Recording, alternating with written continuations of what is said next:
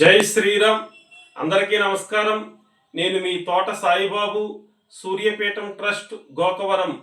గణేష నవరాత్రులు ప్రారంభమవుతున్న ఈ సందర్భంగా యావత్తు మానవ సమాజం, విశేషించి హైందవ సమాజం తప్పనిసరిగా తెలుసుకుని పాటించవలసినటువంటి ధార్మిక నియమాలు. గణేష నవరాత్రులు ఏర్పాటు చేయడంలో అసలైనటువంటి ఉద్దేశ్యం పర్యావరణ పరిరక్షణ.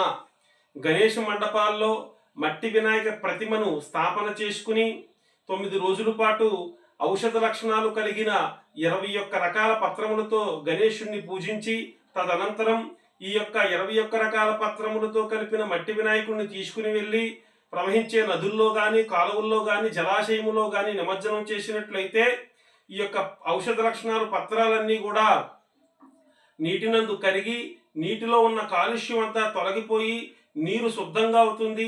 ఈ నీటి ద్వారా పంటలు పండించుకుంటే ఆ పంట అంతా కూడా ఆరోగ్యంగా ఉంటుంది. అటువంటి పంటలు తిన్న మనమందరం ఆరోగ్యంగా ఉంటాం. ఆ నీటిని తాగినటువంటి సమస్త జీవరాశులు ఆరోగ్యంగా ఉంటాయి. అందుకని సమస్త జీవరాశుల యొక్క ఆరోగ్యాన్ని దృష్టిలో ఉంచుకుని ఈ యొక్క వినాయక వ్రతం అనేది, వినాయక పూజా విధానం అనేది మన ఋషులు ఏర్పాటు చేశారు.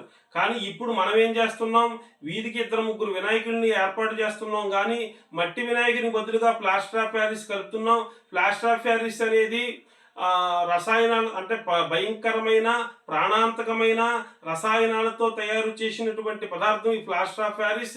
దాన్ని తీసుకెళ్లి నీటిలో నిమజ్జనం చేయడం ద్వారా ఆ రసాయనాలు నీటిలో కరిగి నీరంతా కూడా కలుషితం అవుతుంది.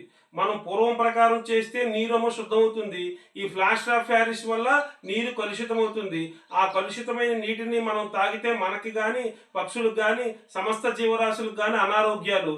ఆ నీటి ద్వారా పండిన పంట అంతా కూడా అనారోగ్యమయం.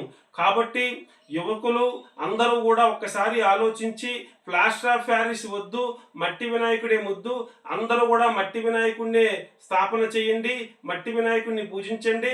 ఔషధ లక్షణాలు కలిగిన 21 పత్రములను కూడా తప్పనిసరిగా ఉపయోగించండి. జై శ్రీరామ్.